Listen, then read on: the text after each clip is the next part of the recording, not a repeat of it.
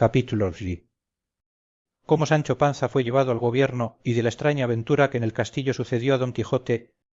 Dicen que en el propio original de esta historia se lee que, llegando Cide Hamete a escribir este capítulo, no le tradujo su intérprete como él le había escrito, que fue un modo de queja que tuvo el moro de sí mismo, por haber tomado entre manos una historia tan seca y tan limitada como esta de Don Quijote, por parecerle que siempre había de hablar de él y de Sancho, sin osar extenderse a otras digresiones y episodios más graves y más entretenidos, y decía que el ir siempre ha tenido el entendimiento, la mano y la pluma a escribir de un solo sujeto y hablar por las bocas de pocas personas era un trabajo incomportable, cuyo fruto no redundaba en el de su autor, y que, por huir de este inconveniente, había usado en la primera parte del artificio de algunas novelas, como fueron la del curioso impertinente y la del capitán cautivo, que están como separadas de la historia, puesto que las demás que allí se cuentan son casos sucedidos al mismo Don Quijote, que no podían dejar de escribirse.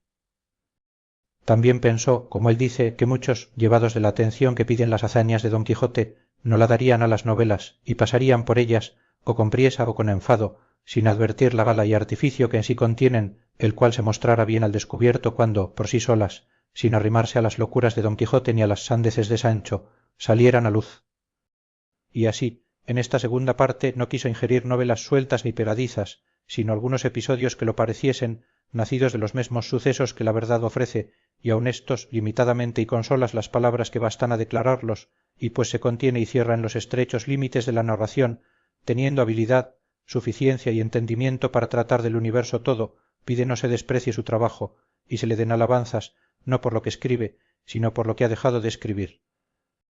Y luego prosigue la historia diciendo que en acabando de comer Don Quijote, el día que dio los consejos a Sancho, aquella tarde se los dio escritos, para que él buscase quien se los leyese, pero apenas se los hubo dado, cuando se le cayeron y vinieron a manos del duque, que los comunicó con la duquesa, y los dos se admiraron de nuevo de la locura y del ingenio de Don Quijote, y así, llevando adelante sus burlas, aquella tarde enviaron a Sancho con mucho acompañamiento al lugar que para él había de ser ínsula. Acaeció, pues, que el que le llevaba a cargo era un mayordomo del duque, muy discreto y muy gracioso, que no puede haber gracia donde no hay discreción, el cual había hecho la persona de la condesa Trifaldí con el donaire que queda referido, y con esto, y con ir industriado de sus señores de cómo se había de haber con Sancho, salió con su intento maravillosamente. Digo, pues que acaeció que así como Sancho vio al tal mayordomo, se le figuró en su rostro el mesmo de la Trifaldi, y volviéndose a su señor, le dijo: Señor, o a mí me ha de llevar el diablo de aquí de donde estoy, en justo y en creyente, o vuestra merced me ha de confesar que el rostro de este mayordomo del duque, que aquí está, es el mesmo de la dolorida. Miró Don Quijote atentamente al mayordomo, y habiéndole mirado, dijo a Sancho: No hay para qué te lleve el diablo, Sancho, ni en justo ni en creyente, que no sé lo que quieres decir, que el rostro de la dolorida es el del mayordomo, pero no por eso el mayordomo es la dolorida, que a serlo implicaría contradicción muy grande, y no es tiempo ahora de hacer estas averiguaciones, que sería entrarnos en intricados laberintos. Créeme, amigo, que es menester rogar a nuestro señor muy de veras que nos libre a los dos de malos hechiceros y de malos encantadores. No es burla, señor, replicó Sancho, sino que denantes le oí hablar, y no pareció sino que la voz de la Trifaldi me sonaba en los oídos. Ahora bien, yo callaré, pero no dejaré de andar advertido de aquí adelante, a ver si descubre otra señal que confirme o desfaga mi sospecha. Así lo has de hacer, Sancho, dijo Don Quijote, y darásme aviso de todo lo que en este caso descubrieres y de todo aquello que en el gobierno te sucediere. Salió, en fin, Sancho acompañado de mucha gente, vestido a lo letrado, y encima un gabán muy ancho de chamelote de aguas leonado, con una montera de lo mesmo, sobre un macho a la jineta, y detrás dél, por orden del duque, iba el rucio con jaeces y ornamentos jumentiles de seda y flamantes. Volvía Sancho la cabeza de cuando en cuando a mirar a su asno, con cuya compañía iba tan contento que no se trocara con el emperador de Alemania. Al despedirse de los duques les besó las manos y tomó la bendición de su señor, que se la dio con lágrimas, y Sancho la recibió con pucheritos. Deja, lector amable, ir en paz y enhorabuena al buen Sancho, y espera 2 fanegas de risa que te ha de causar el saber cómo se portó en su cargo, y en tanto atiende a saber lo que le pasó a su amo aquella noche, que si con ello no rieres, por lo menos desplegarás los labios con risa de gimia, porque los sucesos de Don Quijote o se han de celebrar con admiración o con risa. Cuéntase, pues que apenas se hubo partido Sancho, cuando Don Quijote sintió su soledad, y si le fuera posible revocarle la comisión y quitarle el gobierno, lo hiciera. Conoció la duquesa su melancolía, y preguntóle que de qué estaba triste, que si era por la ausencia de Sancho, que escuderos, dueñas y doncellas había en su casa que le servirían muy a satisfacción de su deseo. verdad es, señora mía, respondió don quijote, que siento la ausencia de Sancho, pero no es esa la causa principal que me hace parecer que estoy triste, y de los muchos ofrecimientos que vuestra excelencia me hace solamente acepto y escojo el de la voluntad con que se me hacen, y en lo demás suplico a vuestra excelencia que dentro de mi aposento consienta y permita que yo solo sea el que me sirva. En verdad, dijo la duquesa, señor don quijote, que no ha de ser así, que le han de servir 4 doncellas de las mías, hermosas como unas flores. Para mí, respondió don quijote, no serán ellas como flores, sino como espinas que me pucen el alma. Así entrarán ellas en mi aposento, ni cosa que lo parezca, como volar.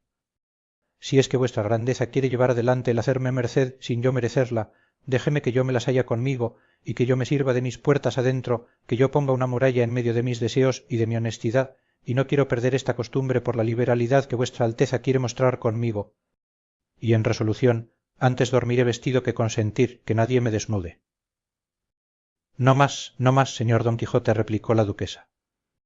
Por mí digo que daré orden que ni aun una mosca entre en su estancia, no que una doncella, no soy yo persona, que por mí se ha de descabalar la decencia del señor don Quijote, que según se me ha traslucido, la que más campea entre sus muchas virtudes es la de la honestidad. Desnúdese vuesa merced y vístase a sus solas y a su modo, como y cuando quisiere, que no habrá quien lo impida, pues dentro de su aposento hallará los vasos necesarios al menester del que duerme a puerta cerrada, porque ninguna natural necesidad le obligue a que la abra. Viva 1000 siglos la gran Dulcinea del Toboso, y sea su nombre extendido por toda la redondez de la tierra, pues mereció ser amada de tan valiente y tan honesto caballero, y los benignos cielos infundan en el corazón de Sancho Panza, nuestro gobernador, un deseo de acabar presto sus disciplinas, para que vuelva a gozar el mundo de la belleza de tan gran señora. A lo cual dijo don Quijote: vuestra altitud ha hablado como quien es, que en la boca de las buenas señoras no ha de haber ninguna que sea mala, y más venturosa y más conocida será en el mundo Dulcinea por haberla alabado vuestra grandeza, que por todas las alabanzas que puedan darle los más elocuentes de la tierra. Ahora bien, señor don Quijote, replicó la duquesa, la hora de cenar se llega, y el duque debe de esperar. Venga vuesa merced y cenemos, y acostaráse temprano, que el viaje que ayer hizo de Candaya no fue tan corto que no haya causado algún molimiento. No siento ninguno, señora, respondió don Quijote, porque os haré jurar a vuestra excelencia que en mi vida he subido sobre bestia más reposada ni de mejor paso que clavileño, y no sé yo qué le pudo mover a Malambruno para deshacerse de tan ligera y tan gentil cabalgadura y abrasarla así, sin más ni más. A eso se puede imaginar, respondió la duquesa, que arrepentido del mal que había hecho a la Trifaldi y compañía y a otras personas, y de las maldades que como hechicero y encantador debía de haber cometido, quiso concluir con todos los instrumentos de su oficio, y como principal y que más le traía desasosegado, vagando de tierra en tierra, abrasó a Clavileño, que con sus abrasadas cenizas y con el trofeo del cartel queda eterno el valor del gran don Quijote de la Mancha.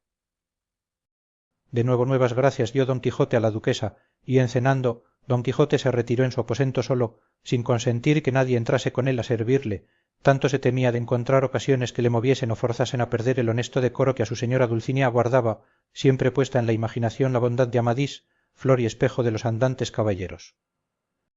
Cerró tras sí la puerta, y a la luz de 2 velas de cera se desnudó, y al descalzarse, oh desgracia indigna de tal persona, se le soltaron no suspiros ni otra cosa que desacreditase la limpieza de su policía, sino hasta 2 docenas de puntos de una media que quedó hecha celosía.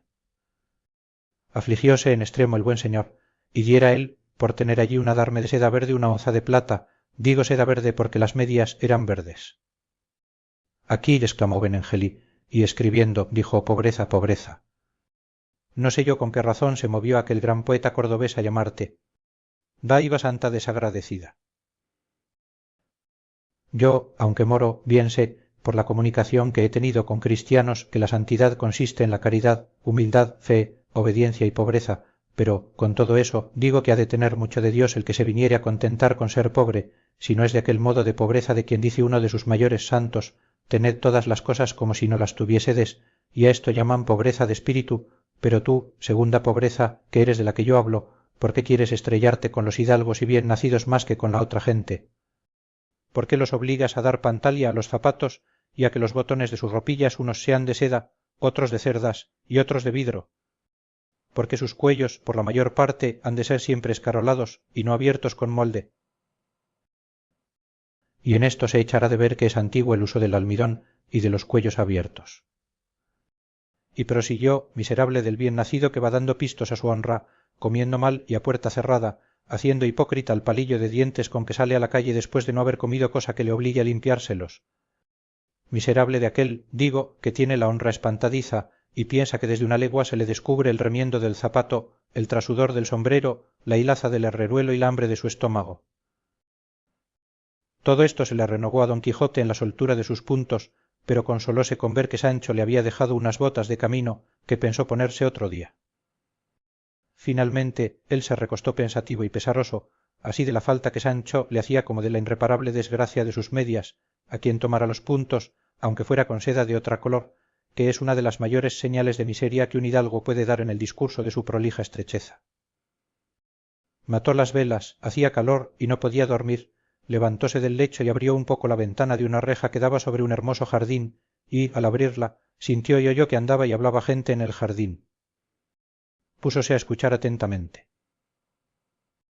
Levantaron la voz los de abajo, tanto que pudo oír estas razones: no me porfíes, o emerencia, que cante, pues sabes que desde el punto que este forastero entró en este castillo y mis ojos le miraron, yo no sé cantar, sino llorar, cuanto más que el sueño de mi señora tiene más de ligero que de pesado, y no querría que nos hallase aquí por todo el tesoro del mundo. Y puesto caso que durmiese y no despertase, en vano sería mi canto si duerme y no despierta para oírle este nuevo Eneas, que ha llegado a mis regiones para dejarme escarnida. No des en eso, Altisidora amiga, respondieron, que sin duda la duquesa y cuantos hay en esa casa duermen, si no es el señor de tu corazón y el despertador de tu alma, porque ahora sentí que abría la ventana de la reja de su estancia, y sin duda debe de estar despierto. Canta, lastimada mía, en tono bajo y suave al son de tu arpa, y cuando la duquesa nos sienta, le echaremos la culpa al calor que hace. No está en eso el punto, coemerencia, respondió la Altisidora, sino en que no querría que mi canto descubriese mi corazón y fuese juzgada de los que no tienen noticia de las fuerzas poderosas de amor por doncella antojadiza y liviana. Pero venga lo que viniere, que más vale vergüenza en cara que mancilla en corazón. Y en esto se sintió tocar una arpa suavísimamente. Oyendo lo cual, quedó don Quijote pasmado, porque en aquel instante se le vinieron a la memoria las infinitas aventuras semejantes a aquella de ventanas, rejas y jardines, músicas, requiebros y desvanecimientos que en los sus desvanecidos libros de caballerías había leído. Luego imaginó que alguna doncella de la duquesa estaba de él enamorada, y que la honestidad la forzaba a tener secreta su voluntad, temió no le rindiese, y propuso en su pensamiento el no dejarse vencer, y encomendándose de todo buen ánimo y buen talante a su señora Dulcinea del Toboso, determinó de escuchar la música, y para dar a entender que allí estaba, dio un fingido estornudo, de que no poco se alegraron las doncellas, que otra cosa no deseaban sino que don Quijote las oyese. Recorrida, pues, y afinada la arpa, Altisidora dio principio a este romance. Oh tú, que estás en tu lecho, entre sábanas de Holanda, durmiendo a pierna tendida, de la noche a la mañana, caballero el más valiente, que ha producido la Mancha, más honesto y más bendito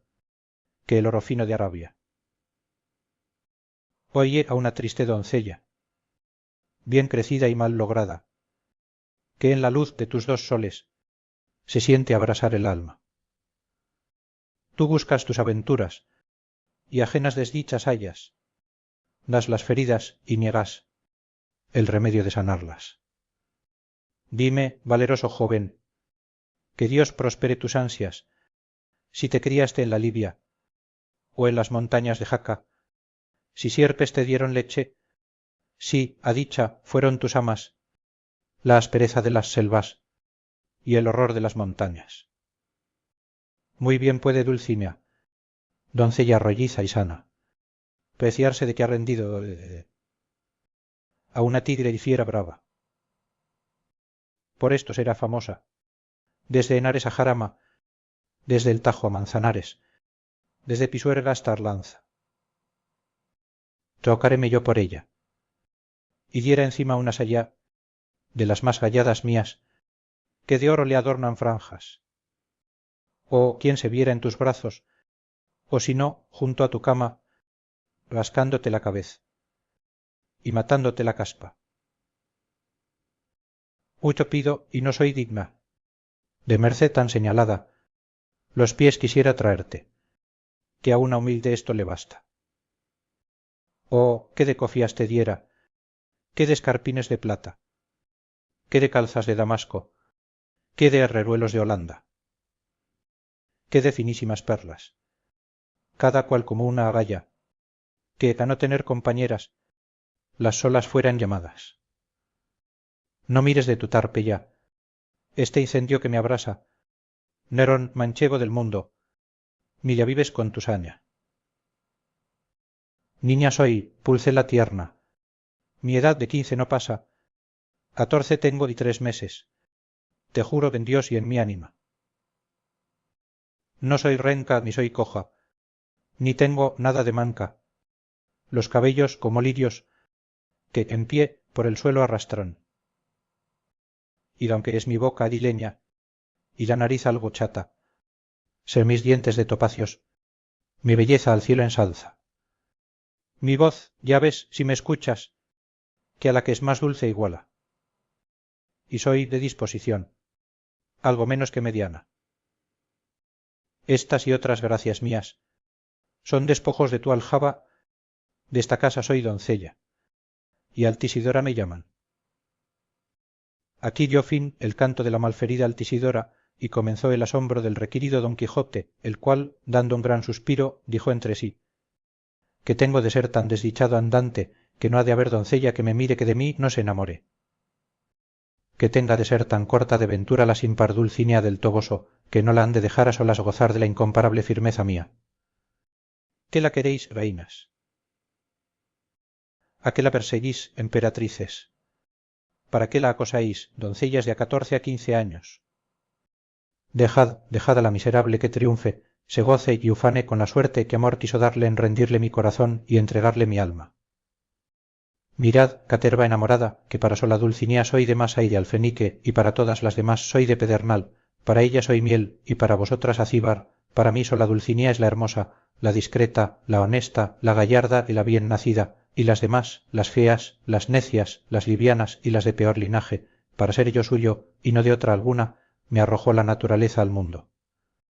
Llore o cante Altisidora, desespérese madama, por quien me aporrearon en el castillo del moro encantado que yo tengo de ser de Dulcinea, cocido o asado, limpio, bien criado y honesto, a pesar de todas las potestades hechiceras de la tierra. Y con esto cerró de golpe la ventana, y despechado y pesaroso, como si le hubiera acontecido alguna gran desgracia, se acostó en su lecho, donde le dejaremos por ahora, porque nos está llamando el gran Sancho Panza, que quiere dar principio a su famoso gobierno. Altisidora canta su romance ante la ventana de Don Quijote,